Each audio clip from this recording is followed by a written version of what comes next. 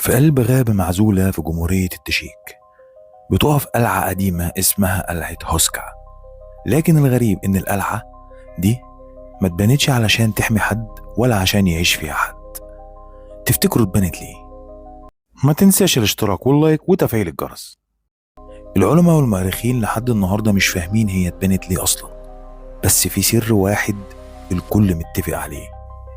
القلعة دي اتبنت عشان تسد فتحة بوابة الجحيم.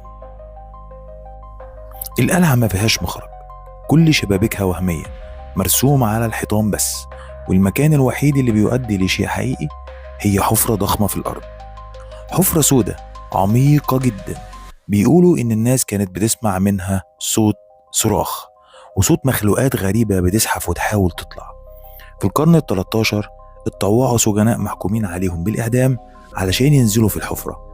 أول ما واحد نزل صرخ بعد ثواني، ولما طلعوه كان شايب شعره أبيض بالكامل ووشه كله تجاعيد، وكأنه عاش سنين جوه في لحظة. بس لحد النهاردة الناس بتبلغ عن أصوات غريبة وصوت صريخ بالليل. وجنود ألمان كانوا هناك أيام الحرب العالمية التانية حاولوا يفتحوا الحفرة لكن اختفوا في ظروف غامضة. بيقولوا إن القلعة ما زالت بتحبس الشر جواها. بس السؤال الحقيقي هو، انت لو رحت هناك هتسمع الأصوات دي؟ اكتبوا لنا رأيكم في الكومنتات.